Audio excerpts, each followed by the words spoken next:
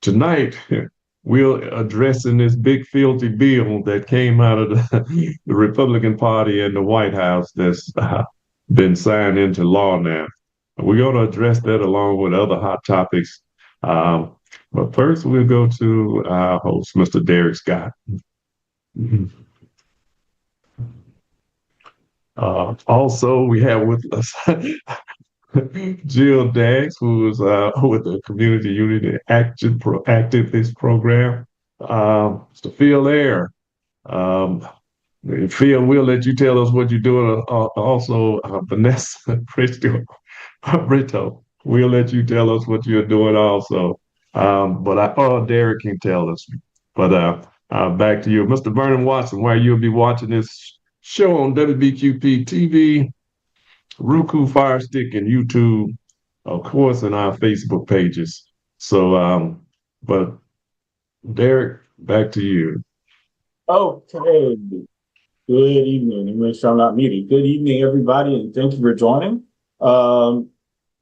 Let me first start by wishing everyone a belated 4th of July. Happy belated 4th of July. I hope everybody had an enjoyable 4th of July celebration and weekend. And we are going to go around and do our roundtable of discussions, things that we need to know. And I'm going to start with you, Mr. McIntosh. What do you have for us? The Carol McIntosh Education Scholarship Fund that we are doing. We are also going to be, we're doing the Carol McIntosh Education Scholarship Fund, which we are happy to present opportunities for local high school seniors. Also, they can contact us at 850-432-2273. That's Miss Celestine Lewis at Pensacola Jacqueline Harris Preparatory Academy. Or they can contact me at Move for Change or at 850-432-4411. Or they can call me personally at 850-206-3776.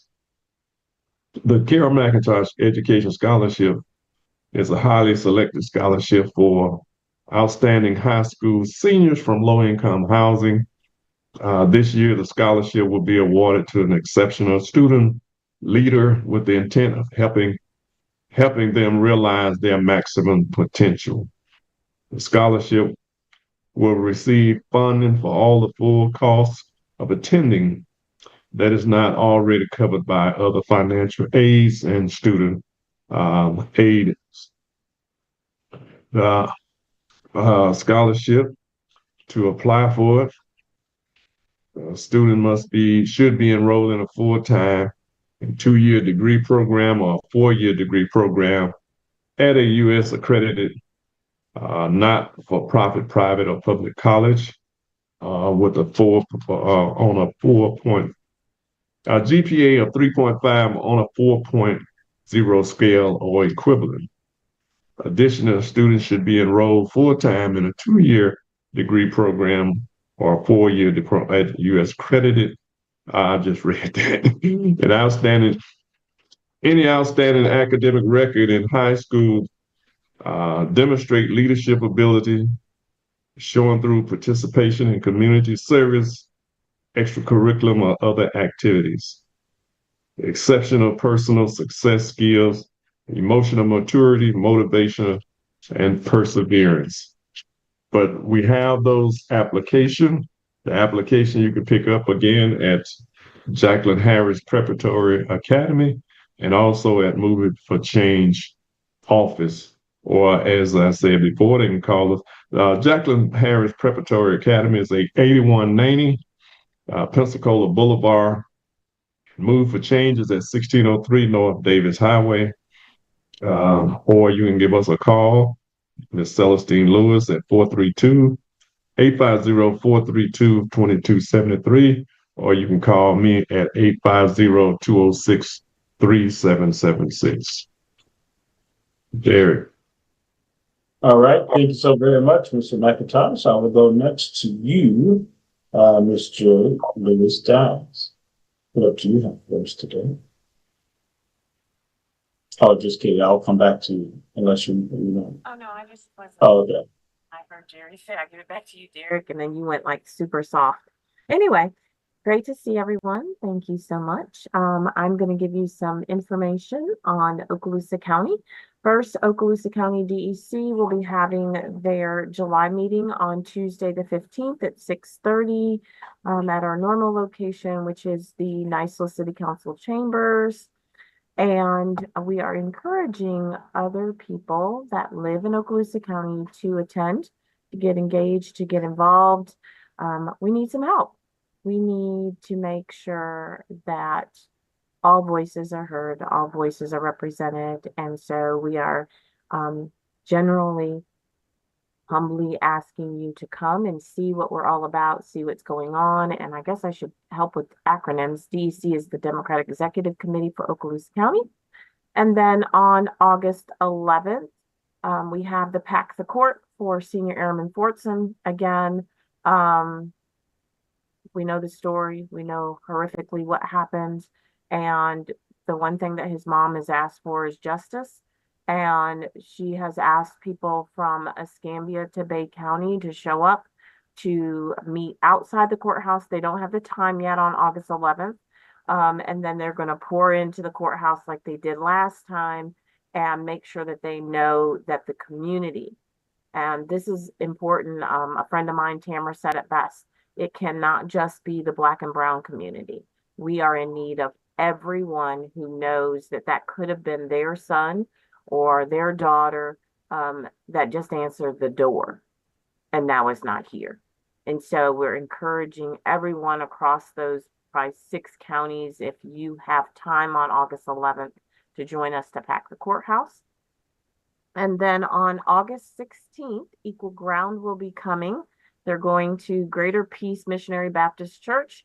As you know, they come every single year and they do a debrief on what happened in 2025 in the legislative session. But because there's so much still going on, they will also be sharing with us what this big bill means and what to look for in 2026 and how we can come together. So again, that is at Greater Peace Missionary Baptist Church, located at 101 First Street Southeast. The doors are going to open tentatively. We have the doors opening up at 8:30. And we will serve breakfast and lunch. So save the date. We'll get you more information as we get it all pulled together. And then the Okaloosa DBC, which is the Okaloosa Democratic Black Caucus, will be supporting both the Senior Airman Fortson Pack the Court and the Equal Ground August 16th. So August 11th and 16th, that's what they'll be doing. And in the meantime, the new president is working on making sure that he adheres to the state DBCF audits and credentialing. We have a couple of things, housekeeping that we have to do. So everybody's working on that. And then I will share 2 other things. This one is for Santa Rosa. First of all, Christina Forrest, our other co-host, she is under the weather and she sends her love to everybody and asks for prayers. So if we can continue to lift her up in prayer, that she will be feeling better soon. And then she sent over Santa Rosa's NAACP Freedom Fund Banquet. It's August 23rd. Their theme is Onward and Upward. Their keynote speaker is Dr. Shenna Payne Benjamin. She's the Deputy Superintendent for Escambia Public Schools. And then Sabu Williams sent over the NAACP Freedom Fund Banquet for Okaloosa County. It is further away. Tickets go on sale August 1st. Save the date. It is November 8th, 2025. So that is all I have for this evening. Thank you so much. And I'll hand it back over to you, Derek.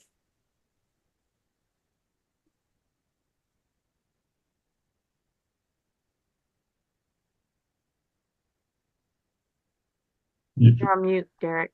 You're on mute, Derek.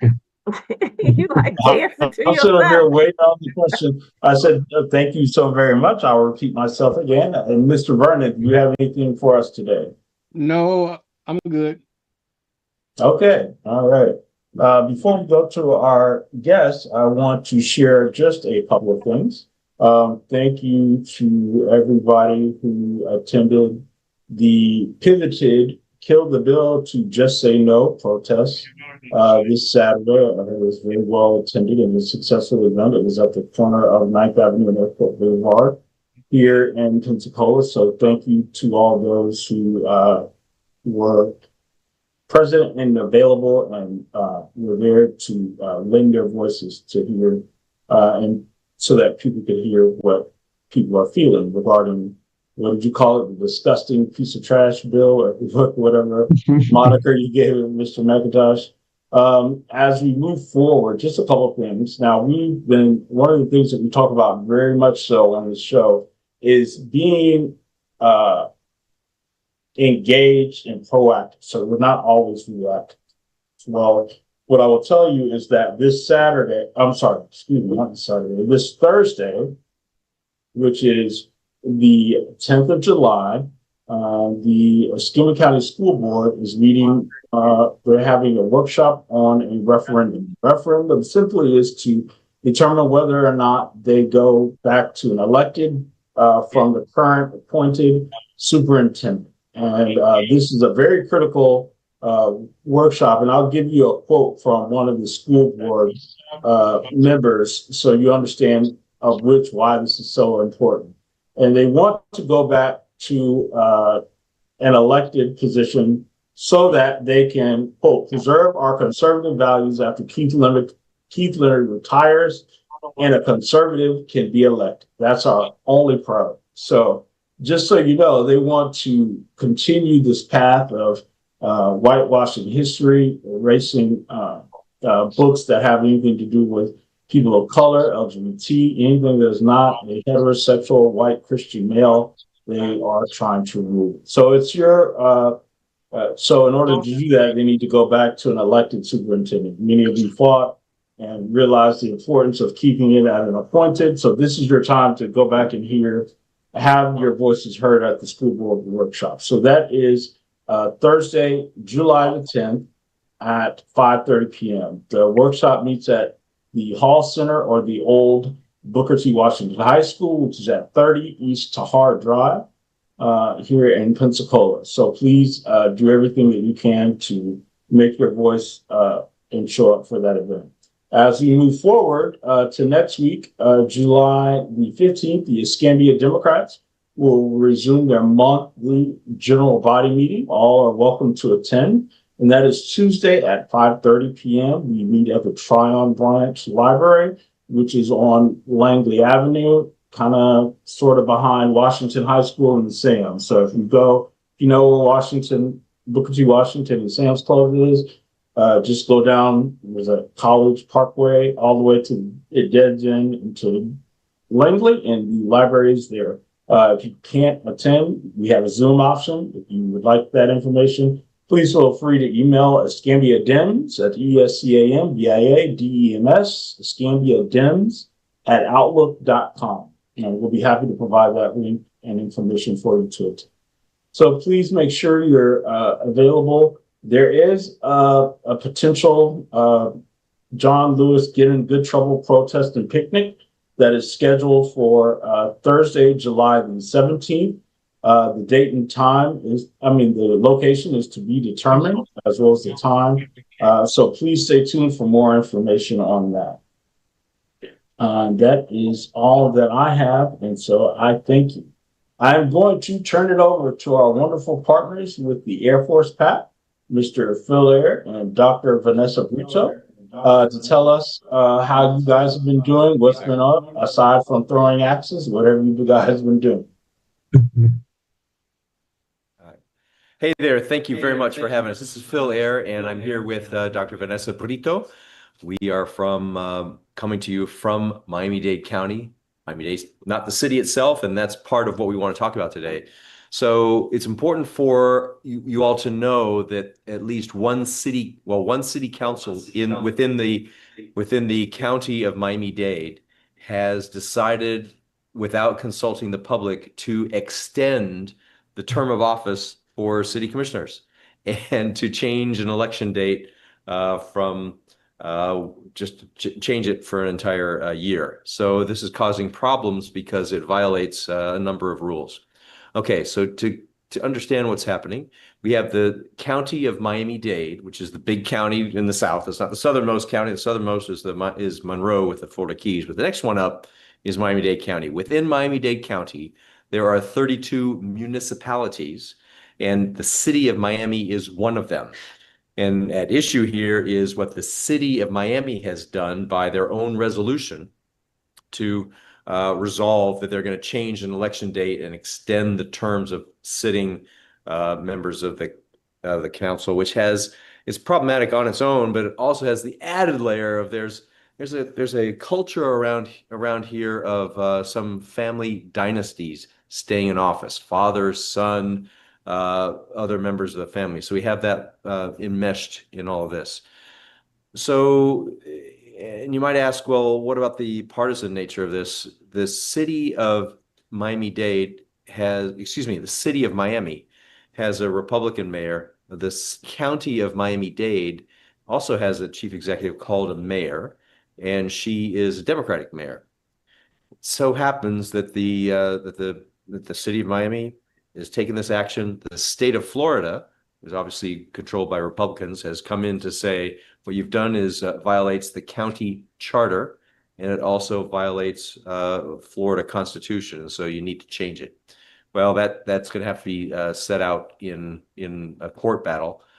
Meanwhile, that's what's happened. The public has been cut out of the decision of this fundamental aspect of democracy. When elected officials elected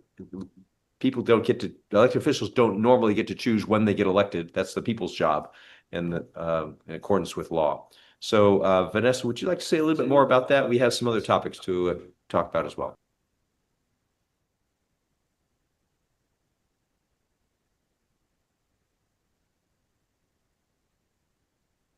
State, and being from here, it's not a good feeling to say that.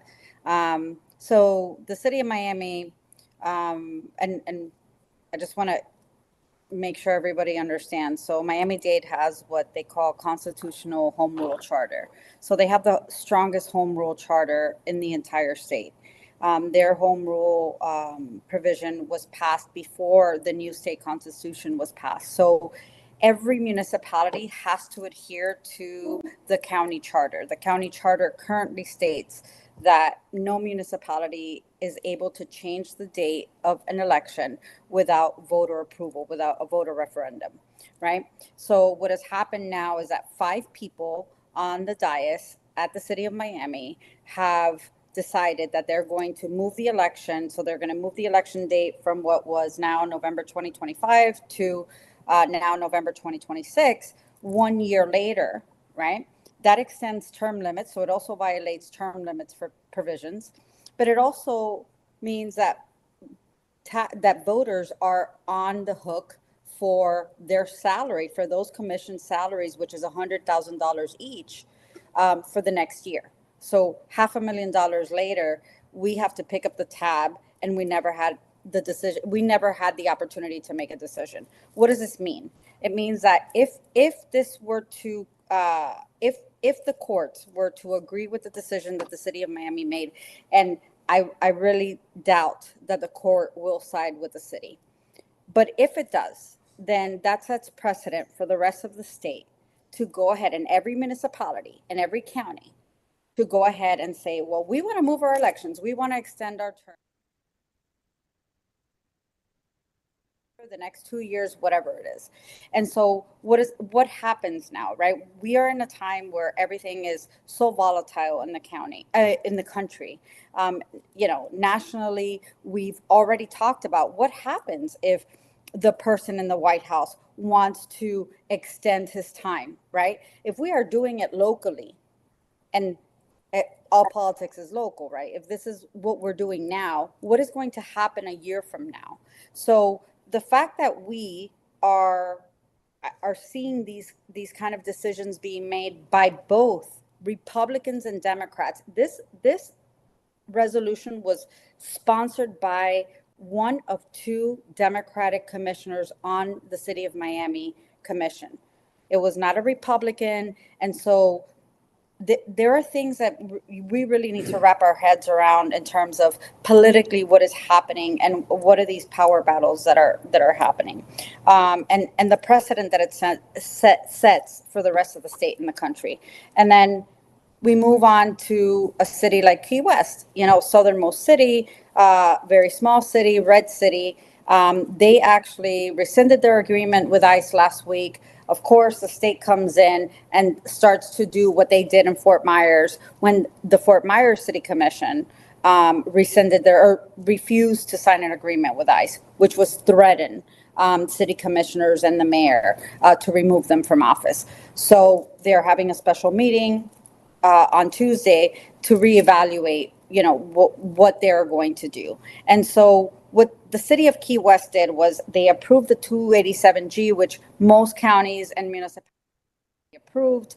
All the sheriff departments statewide have already approved. That means that they are going to collaborate with ICE and Department of Homeland Security in terms of executing detainers for their residents.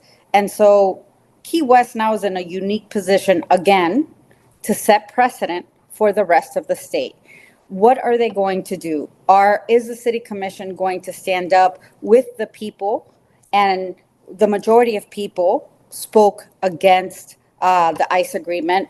And are they going to do that, or are they going to acquiesce to the pressure from the state? So once again, we have South Florida kind of affecting the policy that's going to be executed and implemented throughout the rest of the state. And so these are the things that we've talked about, even, with our special elections up in the Panhandle in April and June, is that whatever happens in your part of the state is going to have a ripple effect on the rest of us, right? Which is why we need to coordinate, collaborate, and continue to help each other and really understand what's happening. If you understand what's happening in Miami-Dade, if you understand what's happening in Miami-Dade, you can probably, figure everything else out in the rest of the state, because we are really just that broken.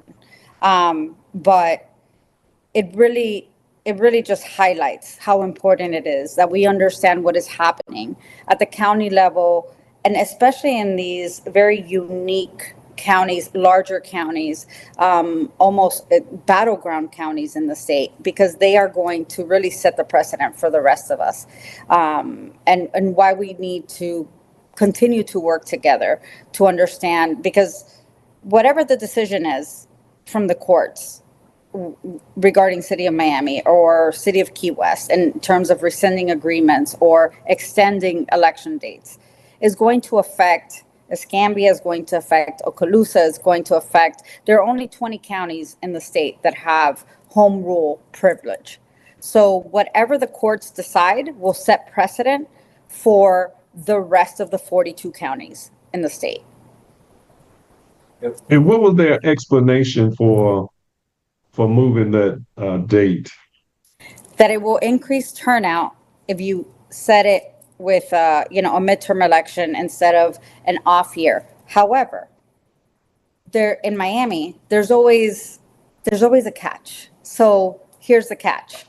So they use voter turnout, it's a good argument, and it's true. A mid-year election will definitely garner more turnout than November 2025 off cycle. Great. However, there are people, there are two commissioners who are currently in office and are term limited out. They want to run for mayor, right? Their siblings want to run for their respective current commission seats. So if low turnout means Democrats have a better opportunity, a better chance of winning. That means that those folks have a higher risk, of losing the election if they run in 2025. Moving the election to 2026 gives those Republican commissioners an edge. It gives them an opportunity to run for mayor, possibly win, and then their brother takes over their current seat. So it is just musical chairs. That is all it is, and trying to maintain power and trying to maintain control within the same microcosm of people. one thing.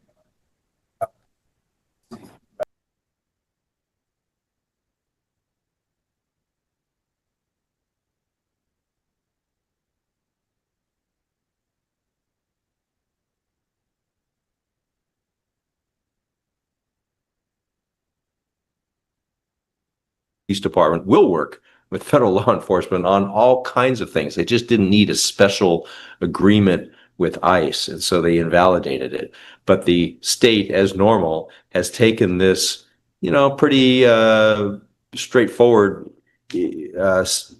legal issue and turned it into a political issue when the state attorney general writes a letter, a threatening letter, saying, by doing this, you're turning Key West into a sanctuary city and we're going to come down hard on you. And so that's basically what's playing out now. And so what's happening on Tuesday in their city commission meeting is a contest as to whether the commissioners, all but one who had listened to the people, looked at the legal arguments and said, yeah, you're right, this agreement was signed in an invalid manner, it no longer exists, or are they going to buckle to the threats of the state attorney general? So in a lot of ways, it's a lot about posturing, but it's very substantive in knowing where the elected officials lie. Are they going to be pushed around by the state? Or are they going to stick with the letter of the law and the constituents who just want to maintain control over their funding and who goes to jail in their jails, and why? I think Go ahead. I think we need to be honest about a lot of some other things. Like, there is a fiscal impact here, right? And there's a long-term fiscal impact. So whether it's if you make a decision, a unilateral decision to move an election date, there's going to be a fiscal impact. That means that the voters are going to have to cover, taxpayer dollars are going to cover the salaries of these commissioners that they only chose for 4 years and now are going to extend to 5, right? There's your fiscal impact. If the court comes back after the original election date, which would be November 2025, and in December says, you know what, City of Miami shouldn't have done this. You know what happens? We have to do a special election. Special elections tend to cost between $250,000 and $400,000. There's another fiscal impact. Then we move on to ICE. It costs money to hold detainees in our county jails, right? Not every county and not every law enforcement and not every department is getting reimbursed for holding these detainees. There's also not enough space. There are so many other things, so many other implications beyond the core issue of immigration, which is what everybody's focused on. They're split on, is this right? Is this wrong? Should this be happening?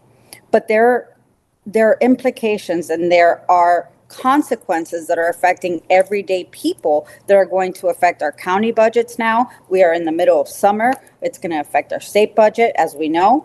And how we move forward is incredibly important. Take Alligator Alcatraz, for example. The governor is using a 2023 state of emergency order that was designated and designed to tackle an invasion of Haitian gang immigrants in South Florida and Key West. He has now transferred that emergency order, which is still valid, to say that it is going to be, that they are going to use FEMA funding to reimburse the cost of building this facility. FEMA has not yet to agree to reimburse the state. So this is a cost that we could potentially be taking on. And while all of this is happening, there are people in the Panhandle, as you well know, in Central Florida and Southwest Florida, who are still waiting for their travel trailers, who are about to be homeless, and who are still waiting for FEMA to come back and reimburse them for damages from Hurricane Ian, Michael, and Helene. So those are the things that we are not thinking about. What is going to happen long-term financially, fiscally to the state, and what happens to these facilities and its maintenance and upkeep? Because if the Republican Party, and if this administration is doing such a great job of getting rid of everyone who's not supposed to be here, they're they are going to run out of people to deport and put in these facilities. So what is going to happen to the infrastructure that has now been built? What are those structures going to be used for? Do we have to pay for them? Is FEMA going to continue to pay for them? Is that money going to be taken from hurricane recovery and so that we can upkeep them? None of those questions have been answered. And again, somehow, some way, South Florida seems to be, at the core of that, and now and defines what happens to the rest of the state moving forward. So the question you asked a great question. What is that Alcatraz going to be used? The alligator Alcatraz going to be used for if there's no more people to deport? And my theory, and it's just me, that they're going to start putting American people in there, and they're going to use slave labor for these big corporations through the prison industrial complex, which has put many young African Americans behind bars for many years for the least of anything they do. Has They have demonstrated over and over again these policies that they have put in place is detrimental to especially to the African American community, but all communities in general, because we all going to pay for it. All people going to pay for it. Then the thing about it, slave labor in this country is still in existence, and through the prison industrial complex. And so that's something we're going to have to watch. And then what did it cost to build that to people here in the state of Florida? What was the cost? I don't know myself, but maybe one of you may know what it cost to So build it. the cost hasn't been. There have been several requests to get access to what it has cost, the full cost. But what we do know is that FEMA hasn't agreed to reimburse the state on any of it yet. So we can be stuck with the bill. Technically, the emergency order that he is using, there are deficiencies in it where it's geographically, it limits the geography of where it can be used. So there is a possibility that we will be stuck with the bill, right? What the full cost is, we don't know yet, but, and you're right. What happened? That is one of the fears, right? Is that we have once, they've deported everybody they want to deport, then they come for us. And there will always, as you see, there's always and the courts are kind of supporting what the president is doing. And this last decision by the court, where they can't use an injunction at a federal level, right? And it's almost like states can decide what they are going to do. That's very dangerous, because then we can weaponize the courts and we can weaponize those decisions, and they're going to tackle and attack possibly U.S. citizens who were naturalized, right? Who have felonies, misdemeanors, anything, any sort, an arrest for that matter, whatever it is that they decide. I mean, he's obviously done whatever he wants at this point, and however they choose to define it, which is, it's been very broad. His definitions of everything of the law are so broad. And I mean, it's scary what the implications and what the future may look like for all of us. Right. And, and another thing, what is going to cause as they pollute the Everglades with this prison industrial complex down there, because that's all it is. It's really a black site for misusing and abusing people. If people don't know it, because you got snakes and everything else down there, and it is alligators in there, all kinds of things in there. So you don't know what what kind of pollution going to metastasize these animals that's already there, and what will affect them scientifically to change their makeup, and what kind of madness will it drive them to, and where they'll begin to attack more people. We already know that people can be attacked when you're down in the Everglades, but what will they do? What is it going to cost the American people, or the people in Florida, rather, to pollute this place like what they are? And the potential, it will be done. It's going to be done if you got people in there. So I wanted to share, like, one of the things that's interesting. We're talking about this today because I had earlier before the show started, I had a small segment on WEAR TV this evening about this very same topic, specifically around alligator, Alcatraz, and then the subsequent building of the one in Clay County at Camp Landing.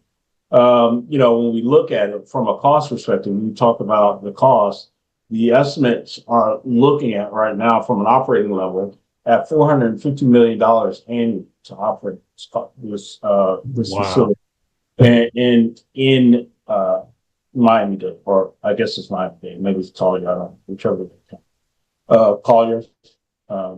So when we look at it, when we talk about this, that's what it's looking the estimated cost of. But when we talk about it, now let's say they're already in construction for the one at Camp Blanding, which is in Clay County, right? So if you're unfamiliar, for those watching, unfamiliar with where's Clay, that would be your Orange Park area. So right outside of, was it southwest of Jacksonville? If you think about it, that would be your Orange Park. That would be your Blanding, your Green Cove Speed, your not Blanding. That'd be your Orange Park, your Middleburg, your Green Cove Springs, all those areas that exist in that Clay County. It sits in between Gainesville and Miami-Dade. I'm sorry, and Duval, excuse me. So when we look at that, that's an extra $450 million.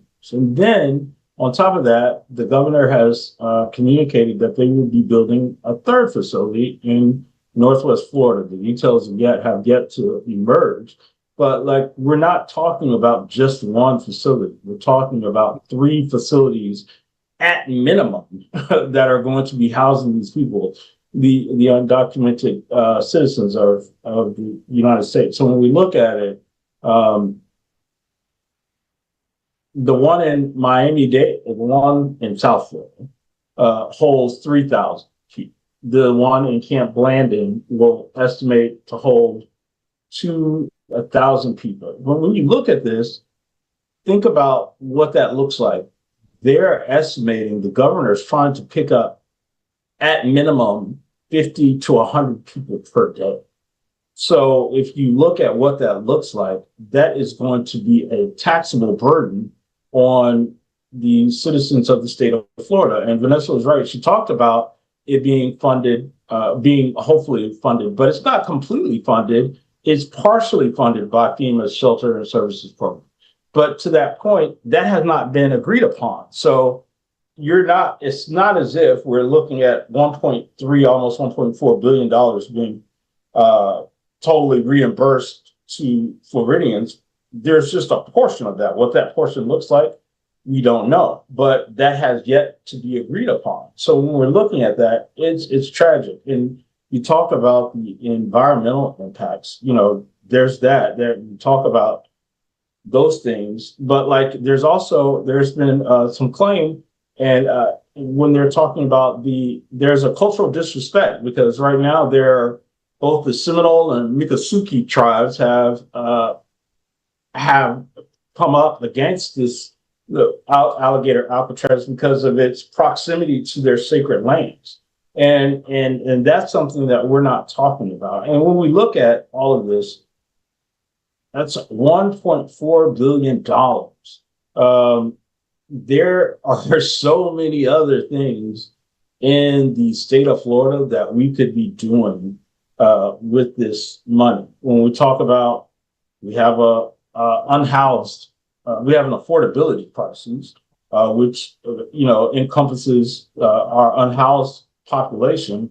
That's tragic. That money could be used to be building tiny houses in communities, or putting up programs that could house the unhoused. When we're looking at what the atrocious, ugly bill that passed is going to be taking people off of SNAP and removing their access to Medicaid benefits across the state of Florida. That's drastically going to impact and shape this state's economy. And so we could be looking at, I think it's governmental overreach at least, and at worst, an economic disaster for the state of Florida. But hey, people are getting what they want until it hits. Vanessa. Yeah, I mean, I think what you were talking about. Okay, so the cost implication, right? And then we also have, what are the cost implications of losing these folks who were contributing to the economy in positions and doing jobs that I guarantee you most of us don't want to do, and most of America doesn't want to do. So that means that the cost of produce and the cost of so many things is going to go up, because we are taking these folks off the ground doing their jobs, and so many others who are afraid to go to work, right? Plus the cost that we have to take on, and without knowing whether or not we're going to be reimbursed. So there's so many things that can happen. And I think the saddest part is that what is happening right now, it's almost like it's a game. The governor is trying to appease the administration. It's almost like, let me build out, as many facilities as we can to make you happy, right? Without thinking about what's going to happen to the people of his state, right? And so we as well as the folks that are being, persecuted, are being used as pawns for this, political game. And it's going to cost us money. It's going to cost us our integrity and our humanity. And it's just so sad. So sad. I just want to add a little bit about the environmental impact of alligator Alcatraz. It is as Derek pointed out, it's the Miccosukee tribe is very upset about it.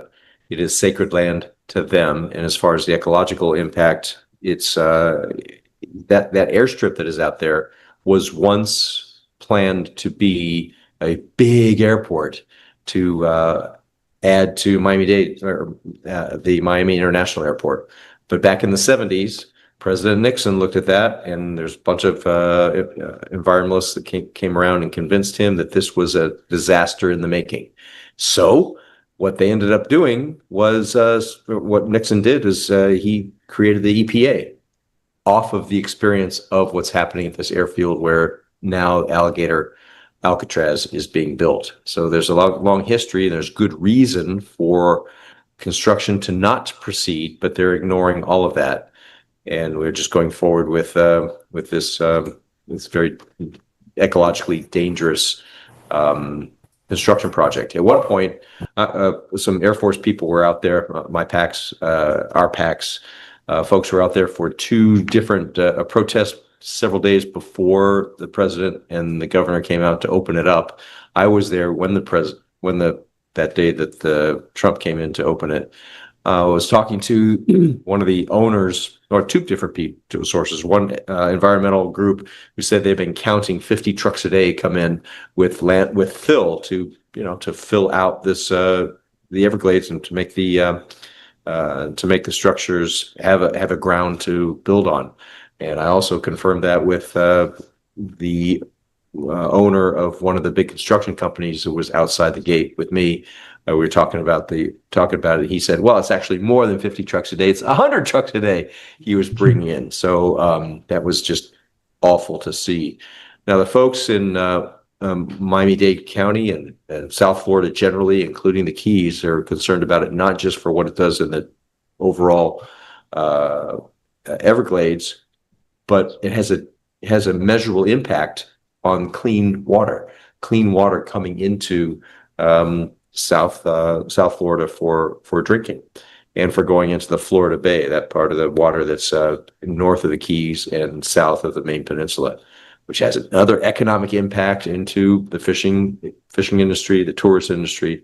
It just all wraps up. The more encroaching we do on the Everglades specifically, and in Cape Blanding and the other places, there are good reasons to have environmental restrictions and a very deliberate process that has been held in place in that site for alligator Alcatraz for decades. And now at the flick of a hand, they're just turning all of that upside down and saying, yeah, go ahead and put 3,000 inmates, or, they're treating them as prisoners. And when you're detained in a deportation process, you're not convicted. You're part of a process.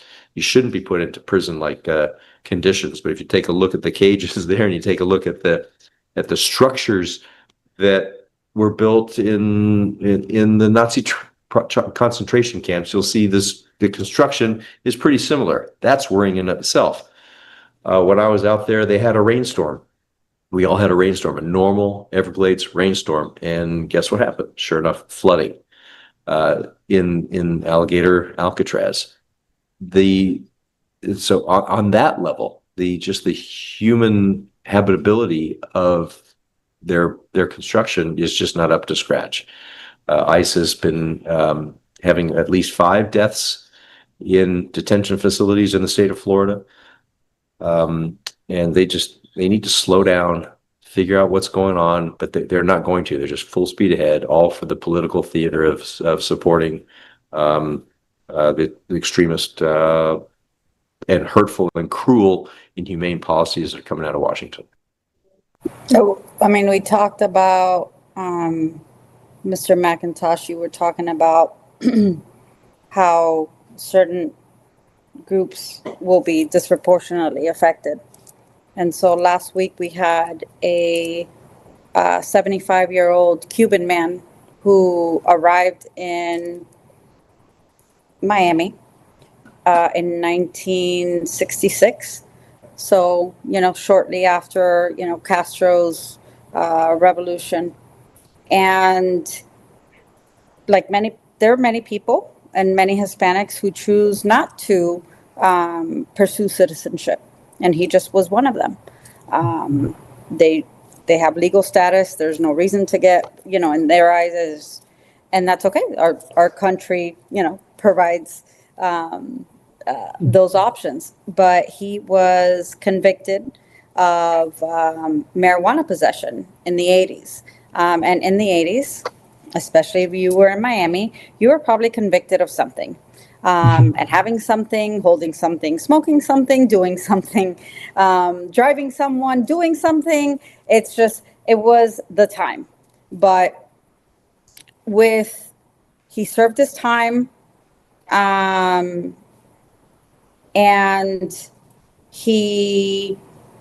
there was no outstanding warrant. There was no outstanding legal issues with him. He was a resident, just had a conviction for which he served time. He lived on his houseboat in Key Largo, went into a community service center, I believe, to get some type of care. And he was arrested and died a few days later, maybe 2 weeks later, at the Chrome facility here in Dade County. So when we talk about what happens next after, the undocumented have been taken into these facilities and we've run out of undocumented people, well, there are documented people who have already been taken in and have already died. And still, nobody's really talking about those things, and nobody's really talking about these people. There are plenty of folks here who are not citizens, who are permanent residents like him. And because of a conviction for which that is what the legal system, that is the purpose of the legal system, right? you are, you know, you serve your time, then you are free. And so what happens now, right? And this is something that we've been talking about with organizations like the Southern Poverty Law Center. What happens to this registry of folks who have felony convictions, who have been trying to regain their rights to vote, right? And what happens to those who were not natural citizens, who sought citizenship, who were naturalized, right? Are they?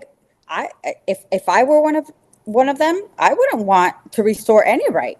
Just leave me alone. I'm not going to pursue anything. I don't want to be on record for anything, right? Because if you had a felony charge, even if you serve your time, it is proven that they will find you and they will detain you. So we are at that point where people who are legally here are being detained. And the administration has created an environment where somehow, broadly, that detainment is legal, right? So we need to start having those conversations. And what happens now? To folks who are starting to, and I worry about folks who are now on this registry. What happens to folks who sought citizenship, who were not born here, right? And have felonies? Jill. I knew you were going to go to me, and I'm not quite sure if I should go or BJ. I know this is a hot topic for you. You want me to go? Okay. All right. Okay. So I think you guys have said everything that can be said. I think for me, the first thing I thought was, oh, if he's coming to Northwest Florida, he's probably going to Crestview because that's where he flew them in and out of last time. So I know it's Gambia. You thought it was going to be you, but I'm sure they'll probably find his favorite place in Crestview and he will set it up there. But anyway, let's hope not. For me, I think this is one of the times where I will say I was caught off guard. Like everything else, I kind of like, yep, that's just what he does. That's just what's going to happen. That's just what's going to happen. That's just what's going to happen. But this time, and I think for me it's the fact that you absolutely know that Florida is hurting, and that to the person that's in office here in Florida, that you're supposed to represent us and you're supposed to care about us. And so even though we know you don't, let me say that again. Even though we know that you don't, you're supposed to give the facade that you do. However, you are clearly saying hurricane season. I think Vanessa hit it right on the head, that there's all those people still hurting. Hurricane Michael, go. And I know that there are people still displaced. They have nothing. And yet we created this place that you think that you need to put undocumented, documented, people that are allowed to be here, not allowed to be here, whatever you're going to put in there. And you think that's more important than the millions of Floridians that are hurting and broken, our vets that are on the street, the black, brown, white, purple, pink, whatever color people that you think are on Medicaid and Medicare, because to tell you the truth, it's not all black and brown people. It really isn't. Low income is not all black and brown people. But I guess you don't know. And those people who voted for you, maybe you will finally get a wake-up call. Maybe you'll see when your loved ones, let's see, how can I say this? You tell a story, but it's really true. Think about what happened in Texas. It just happened. And because their president, he's not mine, but their president of the United States, or the states of America, decided to do all these cutbacks. Were there warnings? Absolutely. Were there enough warnings to save lives? Clearly not in Texas. Clearly not. And if you just think back, this just happened in Asheville. It just happened in Asheville. Hundreds of people gone, families wiped out. Paint a picture for a moment. Just imagine that your entire family, you're here, and they all were there either on vacation or they lived there, and they're gone and you can't find them. And what are we worried about here? We're worried about trying to pick up people who are doing work, legally working, working on our roads, working at our hotels, working in our grocery stores, working in the hospitals. I don't care where they're working, they're working. And we would rather focus on that, knowing that inevitably Florida is going to get hit by a major hurricane. I'm not playing God. I'm just saying they always do every single year. So why would it be different? And what are you doing, Mr. Governor? Where is your time spent? And why is it that you want us to believe that your wife would be the next best thing? I'm just asking. So for me, I guess I'm just trying to, I saw it and Derek and I were talking to somebody and they were like, oh, they'll never get that together in time. And it's here and they're trying to build 2 more. Like that fast. But you can't do a darn thing for us that you need to do. Vinegar, not water. So I got spring water. I got changed. So I have a question. How many veterans do you have in Okaloosa, Escambia, and Santa Rosa? And where do they go to get specialized care? Do they have a place in the district where they go, or do they have to cross state lines? BJ, are you They talking? go to Biloxi. Yeah. Exactly. Yeah. So they mean, and so here's the problem, right? That what happens to these folks who need the care, how quickly we can come up with something, right? And build something to rip families apart and put the tab on, and something that we have to pay for. But we can't do it for the people who deserve it, right? Right. Now, and I honestly think Floridians would probably, if they had to choose, they'd probably be, more okay with picking up the tab for our veterans than for people they don't even know deserve to be deported, right? Would they? Because they voted for him. So would the rest of us be more? Yes. But would they? That's what they wanted, because this was number 1 on his list.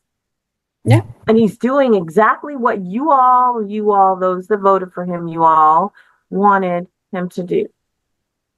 So not until it hits their family somehow. And I think that's where it comes down. And I know I sound insensitive, and I'm not trying to be, but it comes down to money, right? Being in Miami, what I see is that there are people, mostly here, who are actually happy and believe that undocumented people should be eaten by alligators. And they're happy about that. They promote this. They're okay with it. And so when you see that that is a reality, a cultural reality, even amongst Hispanics, okay? I'm not, forget everyone else, amongst my own, because I'm Hispanic.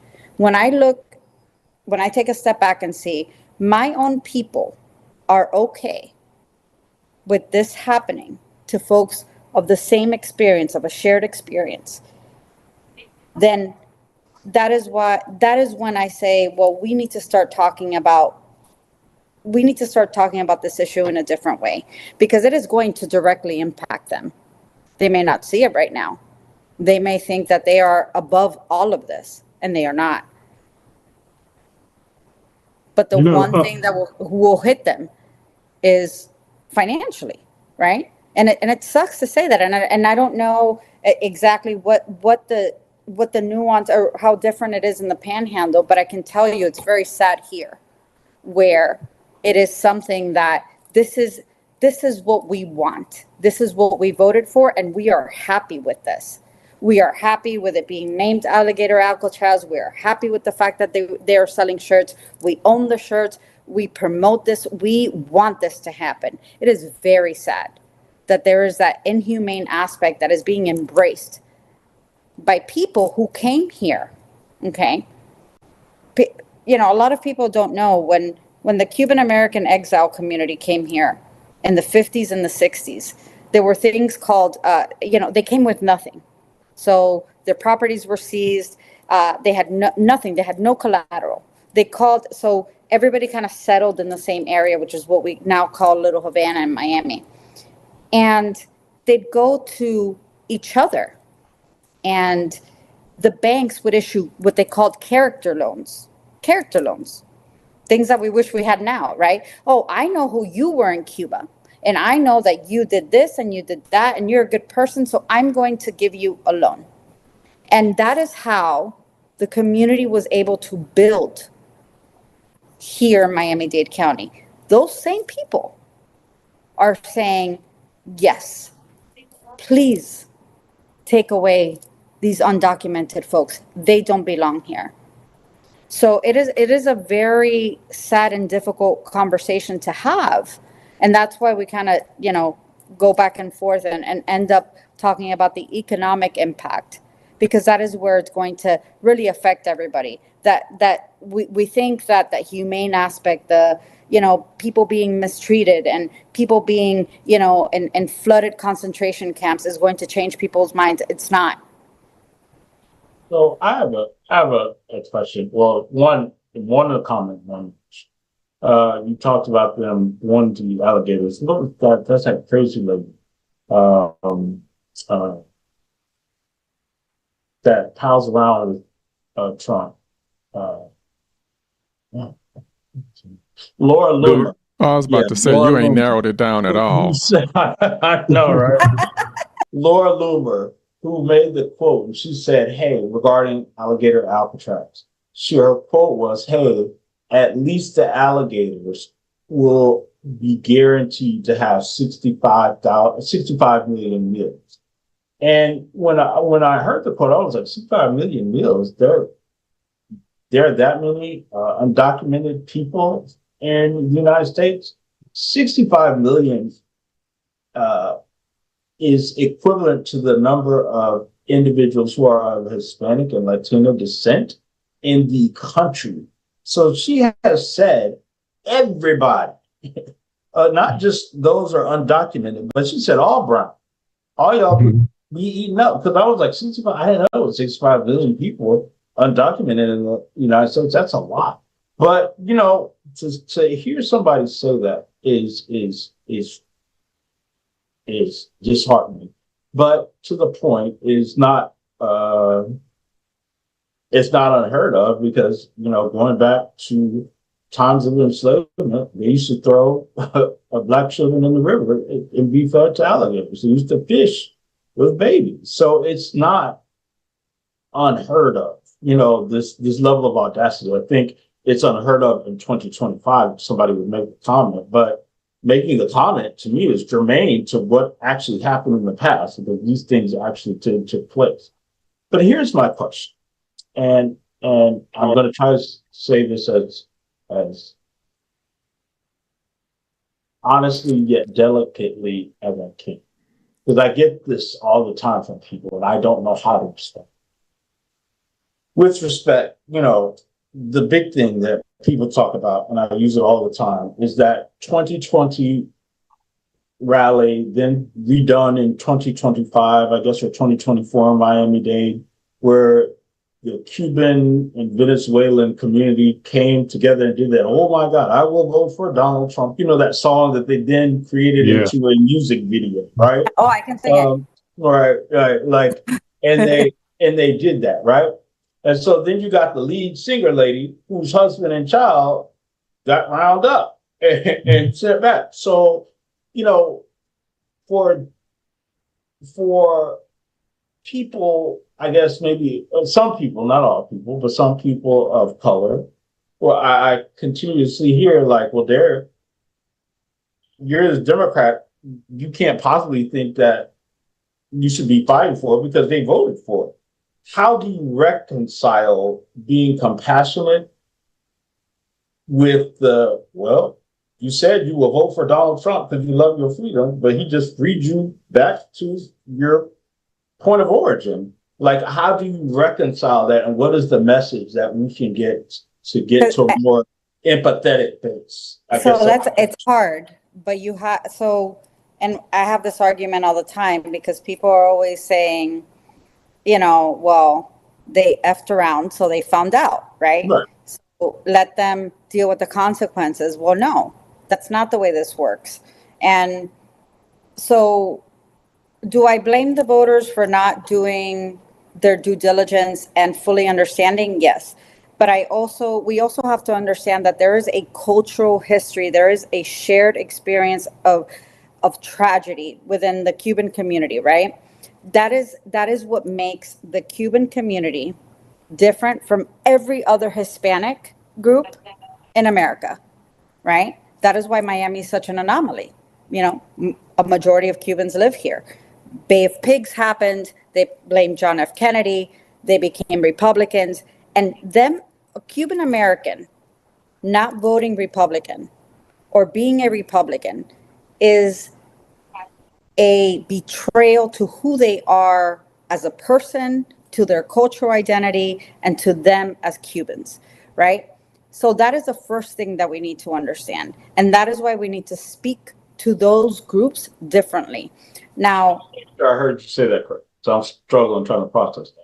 You said being and voting a Republican is a betrayal to who they are. not voting Oh, Republican okay. is a betrayal to who they are. In Okay. fact, I mean, they're the children, second, third generation Cubans. Yeah, and even my friends, they have a difficult time reconciling that. It's like, I am betraying my parents, I am betraying my history, I am betraying my experience, the experience of my grandparents, what they went through, by voting for a Democrat, right? Or voting for a non-Republican. So it was either, regardless of what was proposed, that is their identity, right? And asking them to betray their identity is, it is something that it takes years and decades. I mean, it's been since Bay of Pigs. This is what has been happening. So we have to tackle that community in a very different way. And it cannot be by shaming them, because the moment you shame them, then you are shaming their history. And that is, then they turn on you more than they have, then it's not even a consideration to even consider the alternative, right?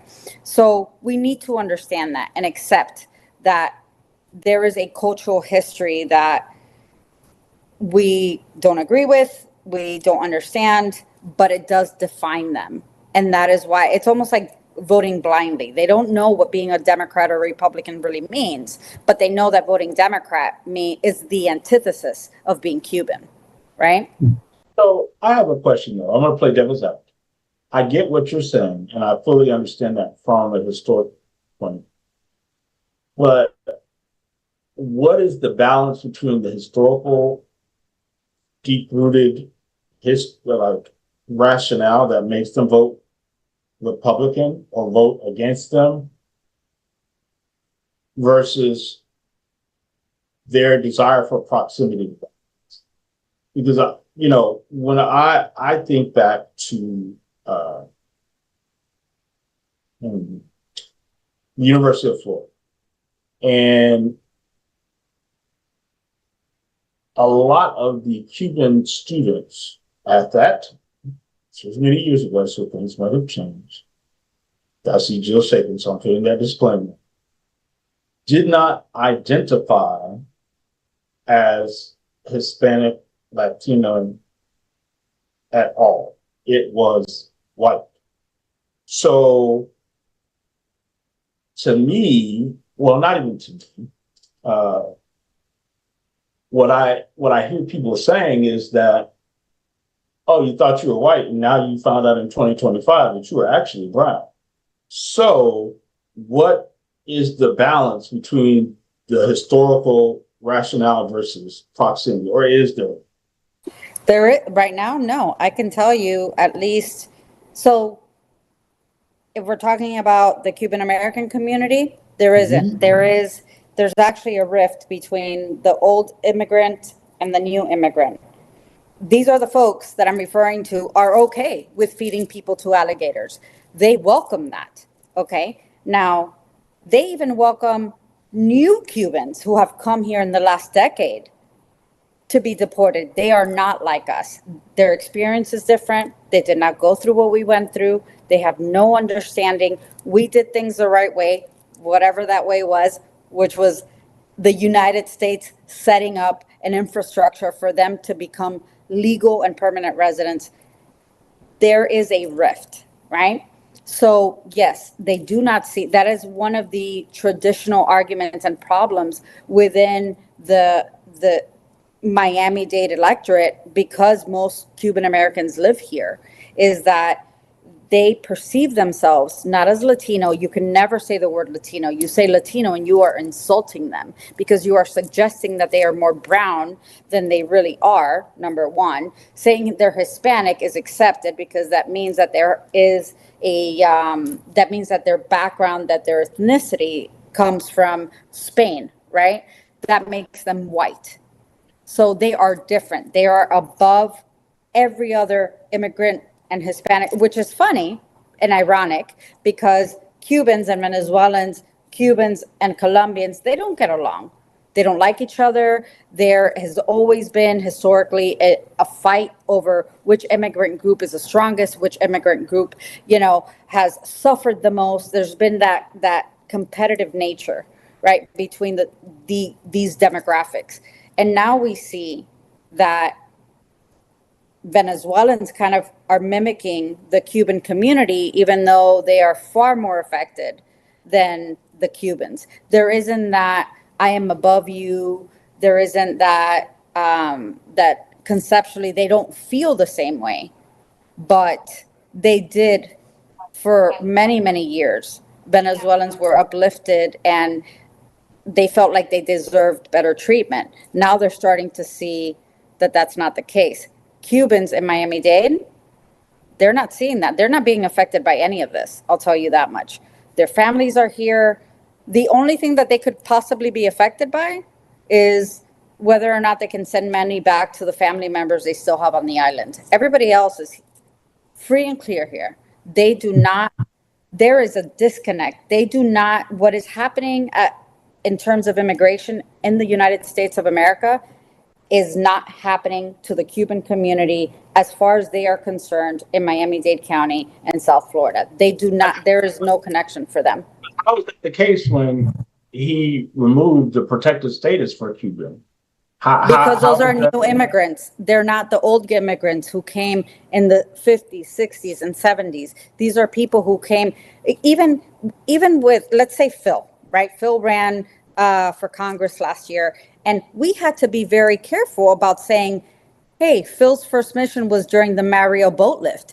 That was in the 80s, okay? Because anybody who came from the 80s on is perceived as less than the people who came 50s, 60s, and 70s.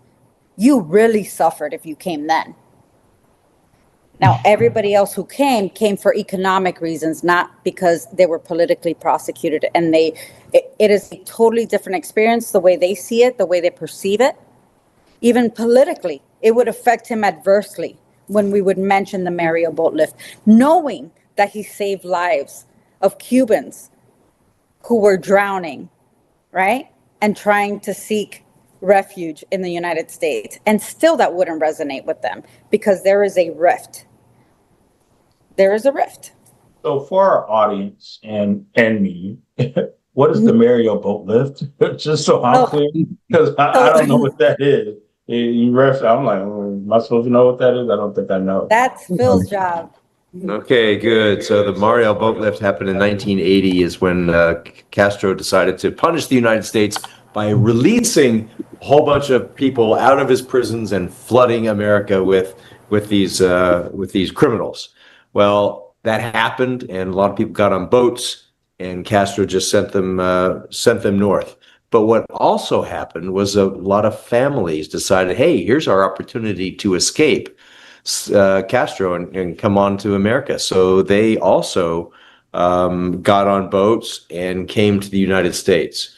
It came out of the port of Mariel, which is very close to only 90 miles south of the Keys. So the U.S. There's just this influx of people, and President Carter decided to welcome them instead of to push them back. A very controversial decision. The Republicans didn't like it at the time. And Carter actually ordered the United States Navy to assist in the rescue of these folks. A lot of civilian boats, fishing boats, pleasure boats, also went out to collect these people on the water. Some went into the port of Mariel and brought them to the Keys, or brought them to the U.S. Coast Guard or U.S. Navy ships. And as a young sailor, I was that was my first mission in the United States Navy, to be on one of those Navy ships helping to rescue these folks. So we had a whole lot of folks come into Miami, set up their new lives in an influx of people. And again, a lot of them had criminal backgrounds, and a lot of them did not have criminal backgrounds. And so there's just a lot of turmoil with that here in Miami. That was the Mariel boat lift.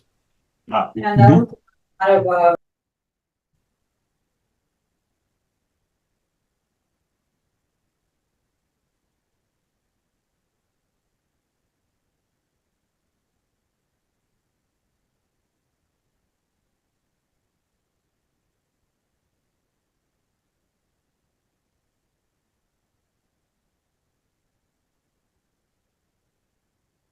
because they were fighting the government, doesn't mean they were criminals or delinquents or things like that. But it is that it is a sense of entitlement that exists, and that is something that we have to, I think, moving forward, understand that it does exist, and no, we cannot shame them for their experience, but we need to spend more time, which is what we've always talked about. This is why we need to come back and talk to voters. What has the Republican Party done that has been so much better and stronger than the Democratic Party? They are excellent at leveraging pain and leveraging culture experience, right? And they have done that with the Cuban community since the Bay of Pigs. There is not one door that they do not knock today, okay, and remind a Cuban voter, you can't vote for a Democrat. Remember what happened, right? And that is something that they have continuously pushed and reminded people. That is leveraging pain, right? But we, the alternative, not only have we not talked to folks, and we don't even know how to talk to folks, but we stopped talking to people. We said, oh, well, they're not going to vote for us, so we're just going to stop. And so we opened the doors for the other party to come in and start knocking on those doors and start convincing and establishing loyalty, right? So the burden that we carry now is having to explain without shaming, educate without shaming, and making those connections. Somebody, like I said, a 75-year-old man who came in the 60s, just like many of the congressmen down here in South Florida and many of the Cubans who live here, who feel the way that, who feel this way, feel that they are entitled, just died. Those are the connections that we need to be making. We need to leverage the same experience that the Republican Party has and use what the administration is doing now to hurt them, because they are coming for them. They just don't see it. In fact, Derek, you were talking about the big, beautiful bill, right? Let's talk about how many people are going to lose insurance coverage. Well, people talk about, well, the big, beautiful bill is going to weed out fraud and undocumented folks who are getting Medicaid and insurance. No, that is not what the big, beautiful bill does. Actually, the big, beautiful bill targets veterans and seniors who are due enrollment, Medicaid and Medicare. That means that they make too much to get full Medicaid benefits. They also get Medicare, right? and their premiums are going to be higher, and they are possibly facing losing their Medicaid coverage. Why? Because the federal government is going to decrease the funding to the states. A state, Florida, one of 9 in the entire country who has chosen not to expand Medicaid. So we've already given away billions of dollars to the rest of the country. So we're going to lose more than other states. And nobody's explaining those things. And you know who it affects the most? It affects Hispanics and Blacks the most, disproportionately. BJ, because they are the middle class. And it is the middle class that is on dual enrollment, Medicare and Medicaid. And we haven't heard from which BJ also yet. includes Obamacare, and it is very difficult to qualify for and go through marketplace, and those of you who have done it know you have to have some sort of legal status to qualify. If not, you get kicked off within a couple of months. So this is not about eliminating fraud. This is about punishing the middle class and benefiting those in the 1%. That's what it's always been about. BJ. Your turn. Well, I have just been in thinking mode this entire week. That's kind of where I've been. Derek, to answer your question, honestly, I think empathy is the only path forward, which makes it easy to choose for me, because I know no other path is going to get us to salvation other than to feel sorry for these these people who did what they did. Sorry, I know it's a family show. And so the only path forward is empathy. I don't see another way there. And so I'm about choosing the path forward. So I've had to lean into how to empathize. And I am someone who is married to a naturalized citizen who don't have a problem being called Latino, but is not of Cuban descent. He's from Central America. So, but he's also someone, like Vanessa said, he does not get Cubans. He don't understand it. He's like, I left Central America during a civil war where there was a lot of guerrilla warfare, where you could, walk to school and people would kidnap you and chop your arm off. That's if you were, that was the bad thing. They killed you. That was if you were lucky. If you got kidnapped and killed, if you were lucky. If you were not lucky, you got kidnapped and dismembered and sent back to your family. And so he's like, I fled the type of communist government. I know that Biden's government was never communist because I know what communism looks like. I know what socialist governments look like. And so he's like, I don't understand how Cubans can flee a communist government and think that Joe Biden's America is communism. They're like, you know what communism is. I know what communism is. This ain't it. So he's like, I don't get them. So I'm like, if you don't get them, well, you know sure as hell I don't get them.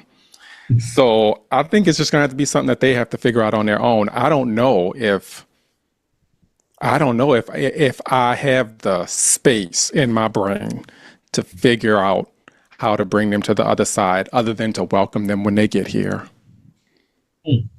One of the things, and we'll move to that big bill, but we're not gonna call it beautiful. We're gonna call it what it is, a piece of filth. But we all know that when you push all these undocumented people out of the country, which has helped save Social Security in this country, that people, they don't have access to, even though they pay into it, even though they pay into Medicaid and stuff like that. And you pushing these people out who have helped stabilize the country financially, and it's going to do some, and it's going to devastate those who, like we said, the elderly, people who are in nursing homes, hospitals. I mean, it's just a whole host of things. Education, monies that the surpluses that we have been using because of undocumented people in the country who never use that money because they are not citizens, and so people don't even look at what has been taking place over the years because of undocumented workers. We make trillions of dollars that goes to other programs that we all benefit from because of undocumented workers. And then now they're talking about how much money that could be used for people. They're talking about cutting 50% of the HUD budget. 50%.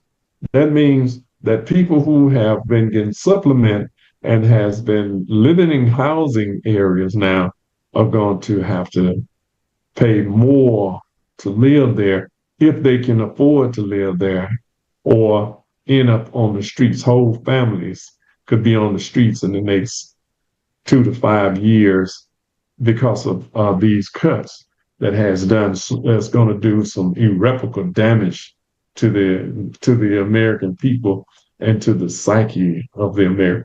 And a lot of these people are murderers of the human spirit because they don't care about what happens to other people. When you can put somebody in the Everglades um, around alligators and giant pythons, who people have released into the Everglades, and these things have become giants, and now they're hunting them to try to keep them under some kind of control.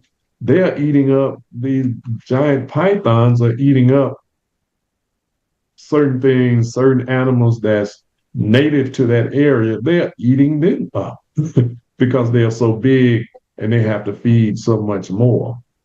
So it is, and then as Phil said, it flooded while he was down there. People haven't thought about if these places floods.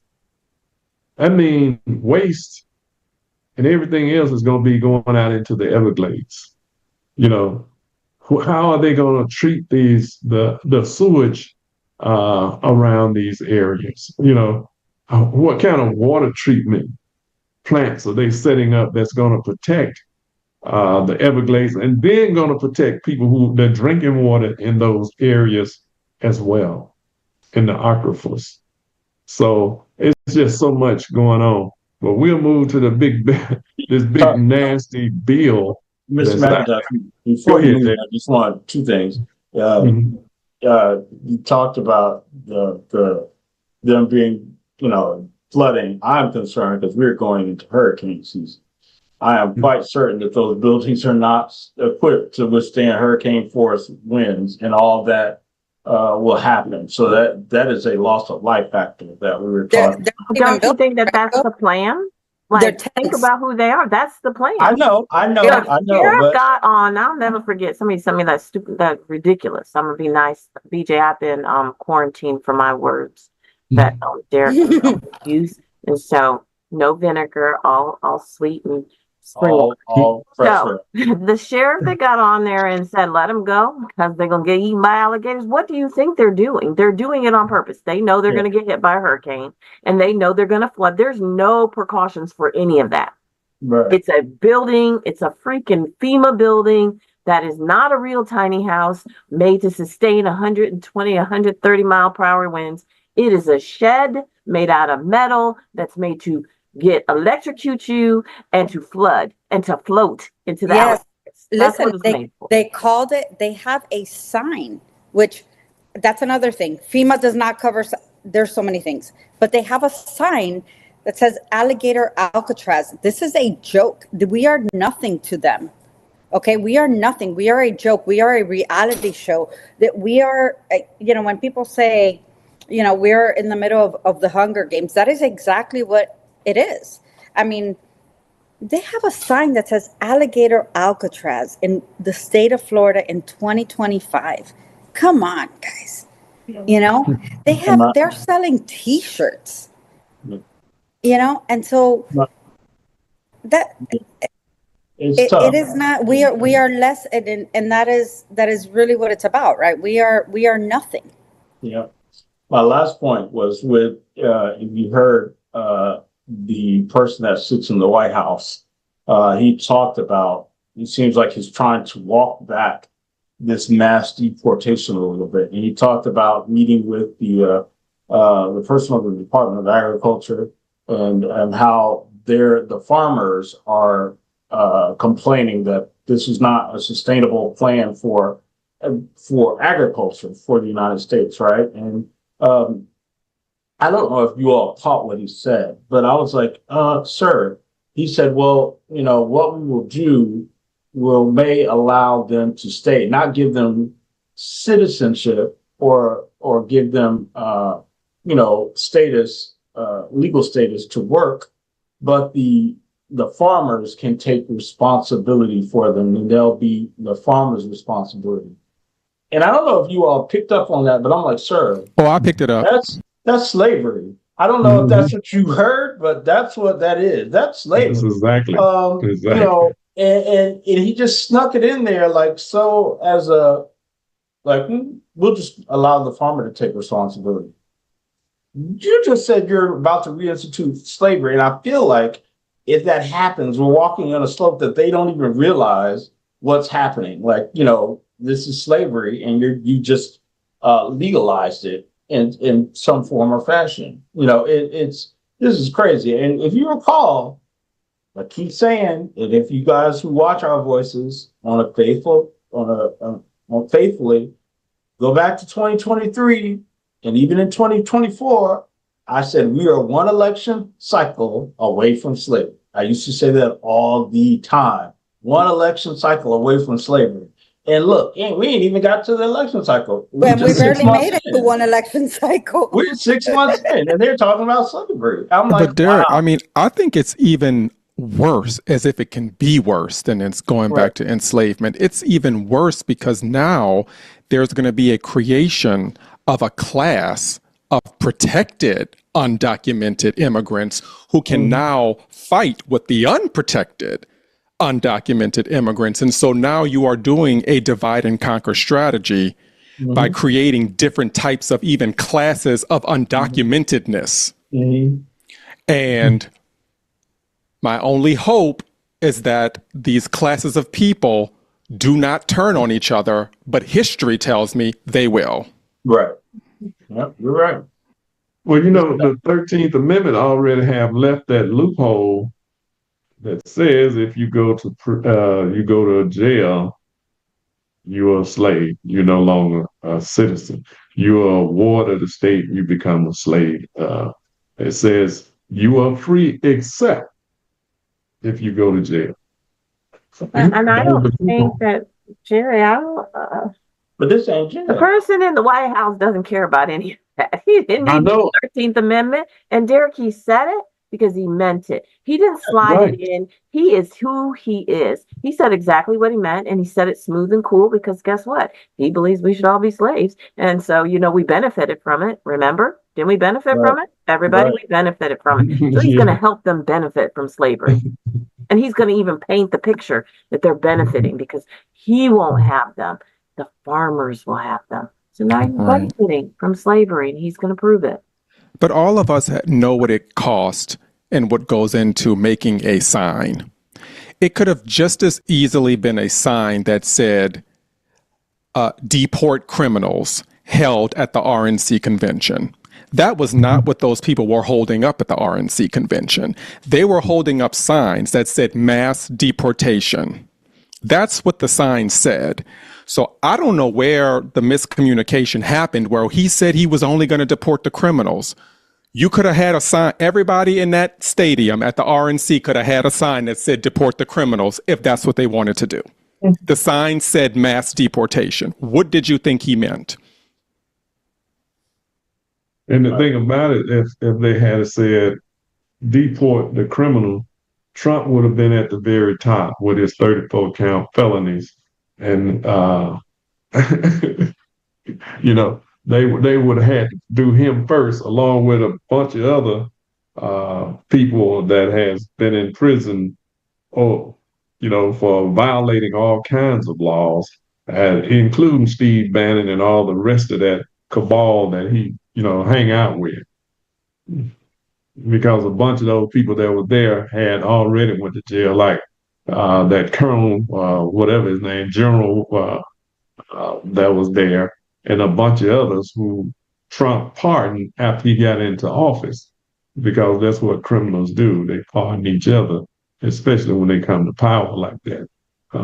So, but that would have been the first person they would have had to deport when they talked about criminals.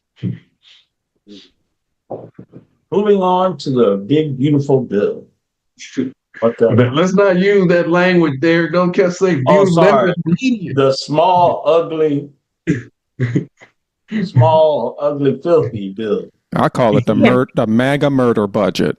I was like, yeah, you can't make it small because it's huge. Yeah. Oh, It is. Yeah, that's what is a $4 trillion giveaway to the super rich. Mhm. I don't know if did y'all know that a lot of the cuts actually don't go into effect until after 2026? Right. Mm-hmm. So they were very strategic with that. Yeah, they did that to make sure they keep the House and Senate. But I don't think they're gonna get away with it as easy as they think they are. So when you cutting money for children free lunch program, SNAP program, and you're cutting trillions out of the healthcare bill and think people are not going to know about it.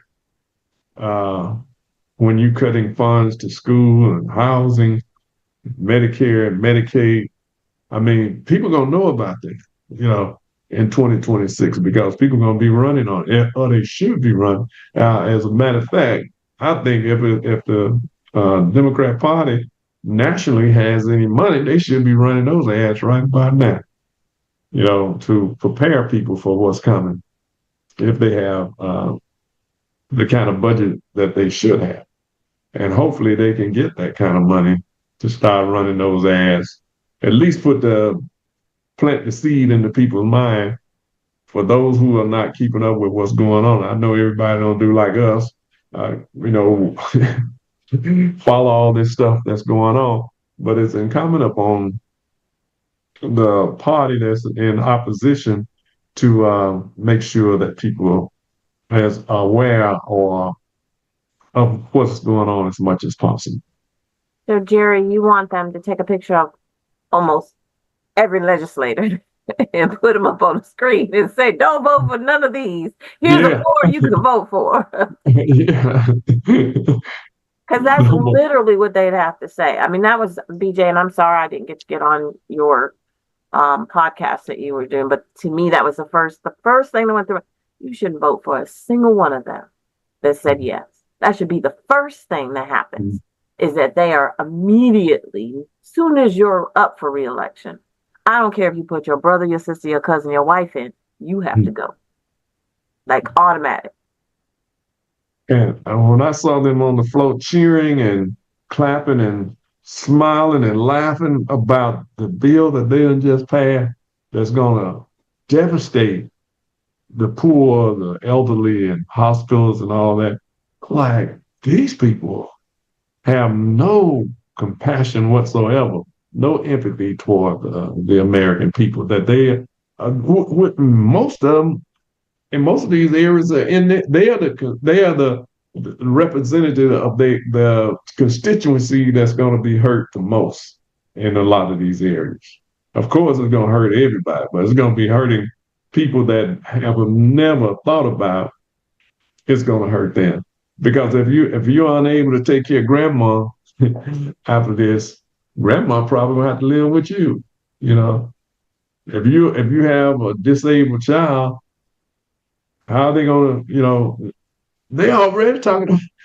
I couldn't believe I was hearing what I heard when they're saying that they were trying to put into the bill that children up to 18 should not be no longer dependent on the parents. The dependency should cut off at 7 years old. I couldn't believe what I was hearing. I said, these people, what is wrong with them? You know, They how, want to you roll know, back the 20th century. They want to take us back to the 1800s. exactly. You know, when child labor was a thing, you know, and you know, people could, you know, go with children. You know, I mean, it's atrocious what they're talking about to me. But I, So Dr. Vanessa Brito shared with us, and I just want to put this up so that we can all see it. It's the joint study coming from the Joint Economic Committee that talked about the impact of Medicaid, the Affordable Care Act, across each one of the congressional districts within the United States. So it breaks out Alabama, and you see the numbers, and this is again by congressional district for each state. So when we get down, I wanted to circle back because when we get down to Florida, when you see Florida 01, that's us here in Escambia, Santa Rosa, Okaloosa, and everything west of, was it Highway 31 or 331 in Defuniak Springs. Look at what that looks like, 39,660 people. And let's, just so you see what it is, the 33,600 is the estimated number of people losing the Affordable Care Act coverage. Even less is the number of people losing Medicaid coverage. And this is the total amount of people in Congressional District 1 that is losing insurance coverage in some form or fashion. As you move over to Congressional District 2, you see the numbers just keep increasing and increasing and increasing all the way through all of that. And then, like, you look at Congressional District 28 with Can I jump in there? 109. Dr. Brito, I have a question. Is that 26, 27, and 28, the highest number of people who are going to lose insurance live in the 3 districts where there are the highest numbers of Hispanics who live there, predominantly Cuban American, 26 and 28. Mario Diaz-Balart and Carlos Jimenez, who also, by the way, came here in the 60s. So I do, when we were talking about our communities and how there is a disconnect, it is important to note that the people who are the most affected by the decisions of their own community, the bad policy decisions of their own community, they are going to lose health insurance. They're going to lose Medicaid. These 3 districts, Florida 26, 27, and 28, Mario Diaz-Balart, Maria Elvira Salazar, Carlos Jimenez, are predominantly funded by medical centers, assisted living facility owners, Leon Medical Centers. These are the people who provide care for the folks who are dual enrollment Medicaid and Medicare. They're going to be so affected by this bill. And yet, all 3 of them voted for it. wow, that's So look really at that. And I guess for me, what was surprising, like I posted in the Facebook, what's happening in Pensacola about the say no to the bill protest that occurred this past Saturday. And, in the past, historically, which I found odd, but I realized it must have been a different time. But in the past, I'm talking, when I say past, I mean the immediate last 3 months, the protests, when I post them in that group, they've been overwhelmingly supported. Like, there's like, okay, let's go. Let's get out. Let's protest this radical idea. When it came to the firing of the Park Service folks, everybody was like, what? Let's go, let's get out. And I was quite surprised at, like, the response in the group, because again, this is Pensacola, And so I expected to like, who cares? This lefty Democrat, communist, da da da da da. That's what I expected. And I did it a second time, and the same level of engagement and support happened. I'm like, must be a shift. Oh, but I got too comfortable because when I posted with this post on the protest that happened this past weekend, they're like, everybody needs to get a job. Go get a job. You suck. You're going to be poor. Get off your ass and work. Do this. This sucks. You guys are stupid. This lefty comedy bull s. Like I'm like, oh, this bull showed up this time, and I'm telling you, I'm still getting Facebook notifications for reactions to the post to the page. It happened on Saturday. So what you still commenting for? Like, but there's still people have their 2 cents. And like there are people just have engaged, like, why would you do this on America's birthday? And I'm like, what's the 5th? It's not the 4th, number one. But okay. And then people are like, happy 250th anniversary birthday to America. And people are like, this is why we need not to have this bill because you can't do simple math. It's not 250, it's 249. But all right, whatever. Like it's this level, but it showed me the level of vitriol. But what I will say about it is that there was a commonality around everything. Like all the comments were the same. And I was like, wow, everybody, these talking points that Republicans push, they pushed well, because I certainly know that these people, the Florida Democrats do weekly talking points or just resume their weekly talking points. But let's only go out to a small number of people. I certainly know that everybody in Escambia County who is a registered Republican are not getting Republican talking points on a weekly basis and espouse this same rhetoric, consistently. But they were all around the same things. And everybody's like, but people are going to lose their Medicaid coverage. Get a job. Well, do you understand how Medicaid works? Well, what about people? Oh, well, I'm happy because they're going to not tax tips.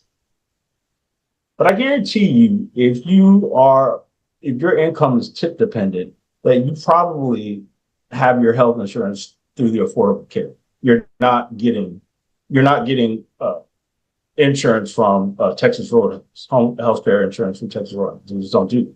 So you're getting I think, Derek, you have to put it but all you're losing your together. health insurance. I don't understand what you're doing. Like, it's so backwards. I think you have to put it all together. Let's see if I can explain this. We're bit and piecing it together. So yes, you're correct. The people that are getting tips are on affordable health care, but the affordable health care is taken away if you're not working. That's why you're getting the people complaining about working, because the way they presented the bill is that your Medicaid is now dependent upon you working. So there are so many people that are on Medicaid and they're not either unable to work. Some people really don't work, but most of them are unable to work, and it's forcing you to work. So the person getting a tip is working, they keep their affordable health care. It's the way they tangled it, and that's why you're getting so many responses that they need to go get a job. They need to go get a job, because there is a large portion of people that are on Medicaid that aren't working. They're pushing not working because they might not be able to find a job because they're still looking for a job, and then some really cannot work. And you have to fight even to get disability. It's not, oh, you're disabled. The way disability works, and I know this from personal experience, the way disability works, let's say you have a head injury. You have a head injury and you can watch a TV show. Take note of this if you're trying to get your disability. You cannot answer, yes, I can watch the show and understand it. You have to say, no, I'm unable to watch a movie, a TV show, and correspond and understand. I'm watching it over and over and over again. Because all they want to hear is that you can do anything. I pick up my phone and I talk to Vanessa and BJ and Derek. Great. Then you can answer somebody's phone. You're not disabled. Go work. And all he did was envelope all that into, you must work no matter what. No matter what, you have to work. Even if you're unable to work, you got to work. But then that also adds another component, right? And Joe, you know this because where you work, you know, we've had conversations about me helping people who have we know that in Florida, our systems just don't work properly. I mean, we saw what happened with unemployment and, COVID and the pandemic. We see what happens with DCF and its systems and its glitches. What this bill does is it is adding an administrative burden, right, to a state system that is not currently functioning. There are people who qualify and are eligible for Medicaid, SNAP, who are disabled. There are kids who have leukemia and who are eligible for care and benefits who are not getting those benefits because the system did not process a document properly, because it didn't archive it on the back end. These are the things that people don't fully understand, right? That are happening. So if our system is currently not working, right, for the people who are eligible, and now we are adding more administrative process to the system, what do we think is going to happen? It's going the same thing that happened during the pandemic. We are changing the work requirement. We used to, which has been a blessing for people who are, for seniors, for elderly, who are 65 and up, where the system was set to automatically renew your Medicaid benefits and any state benefits that you get through the Department of Children and Families. Through this bill, they now have to go through the interview process. Well, people aren't picking up the phone at DCF because they are understaffed. So this bill has now added so much burden to an already overworked system that it's just not working.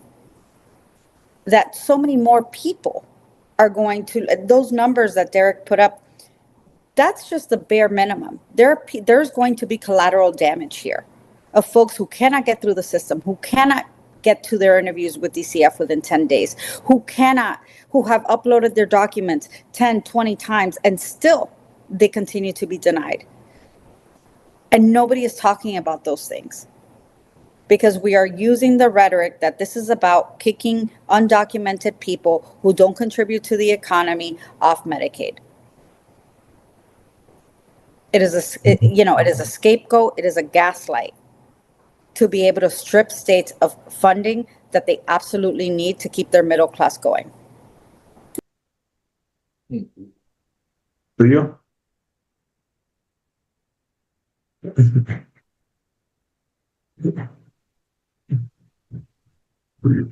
Well, you're right. It's that we said earlier that undocumented workers in this country has built surpluses for Social Security and other social safety nets. And social services in this country is not, the majority is used by our white sisters and brothers in this country. And it's not Black and brown people. As a matter of fact, it started out for Southern white women in the country and poor white women in the country. And nobody else had access to it until later on, many years later. But this bill that's going to cost the country around $4 trillion added to the debt that's already supposedly the Republicans care so much about. It's, when you look at FEMA and all other things we've talked about, which is we already in hurricane season already. When you look at,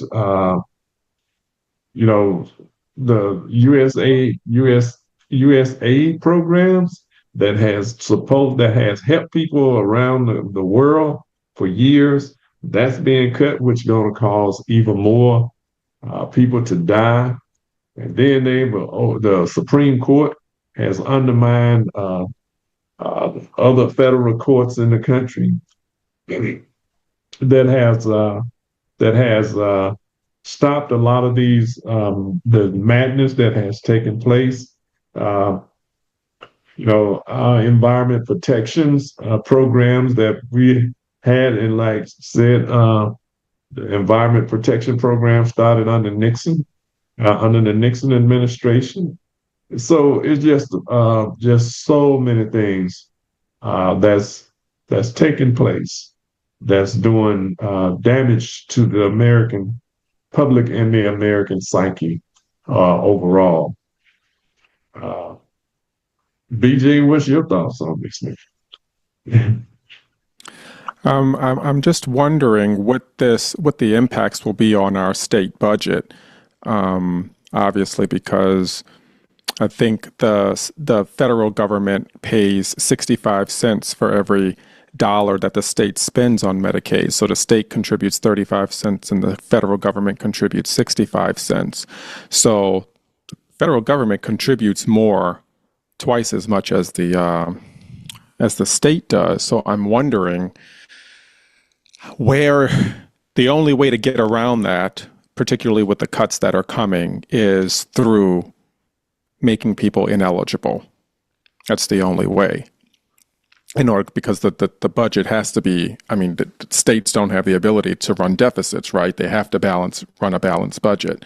So there are going to be a lot of losses. Rural hospitals are going to take losses, and I can guarantee you, as someone who's worked in all hospitals, suburban, rural, and urban, and have sat at boardrooms with hospital administrators, I can tell you they are already making their projections. If a CEO is not looking at his future projection earnings, then that probably should not be a CEO of that hospital. That CEO won't last long. So they are always looking. They're looking at they're already looking at third and fourth quarter projections now. So, and changes will start to be made based on what they think those projected earnings will be. I was watching the news was the day before yesterday, I believe, and this one hospital said they definitely going to close because Medicare and Medicaid has been their lifeblood for the hospital, and so they're already saying, and it was another hospital said they potentially will close also because a big portion of their budget come from Medicaid and Medicare. So that means that, like I said, the closest trauma center in some of those areas going to be 50 to 75, even 100 miles away. And that means that people are going to probably die in between if they don't have these kind of trauma centers that they need, especially when people have been in car accidents or other accidents that happens on jobs and other things. So it's just he said it's gonna be devastating to that community, but they will not have any choice because they cannot sustain it without that financial aid from Medicare and Medicaid, because the people just can't afford it where they are at. And the insurance companies are not. A lot of people don't even have insurance with the public insurance company. And the few people that do have ACA, they're saying, for one thing, they are not paying them in a timely manner to stay open. So it's going to close. I mean, that was just one salvo, and that like BJ said, the other was already looking at their budget, and they, it's going to be devastating for a lot of people. The good part around here, we do have a few hospitals that probably will stay open, but they're going to get hit hard as well. It's 8:59, Derek, at 9 o'clock. So I want to say probably the one time that you'll hear me do it, but I will do it because right is right. And I want to give a special nod to Republican Representative Thomas Massey out of Kentucky. and Republican Representative Brian Fitzpatrick of Pennsylvania, because they were the two Republicans who broke with the rest of the Republican caucus and the House and voted against the big beautiful bill. Don't know what their reasons were, but I'm going to hope and assume that they voted because they voted their conscience, they voted on the side of right, and they listened to the constituents of their communities. So there's a nod for that. The only one time you'll hear it. So with that, we are coming up at 9 o'clock. So I want to thank everybody for joining us. Thank you to our special guests, Phil Air and Dr. Vanessa Buto of the Air Force PAC. We look forward to this, to your visit that keeps getting postponed for whatever reason back to the pandemic. So we hope that you come soon. And we thank everybody for joining us this week. Please tune in next Sunday, which will be the 13th. 7 o'clock p.m. And we look forward to talking with you again soon. Thanks, everybody. Take care. Have a productive. Thank you. Good night. Good night.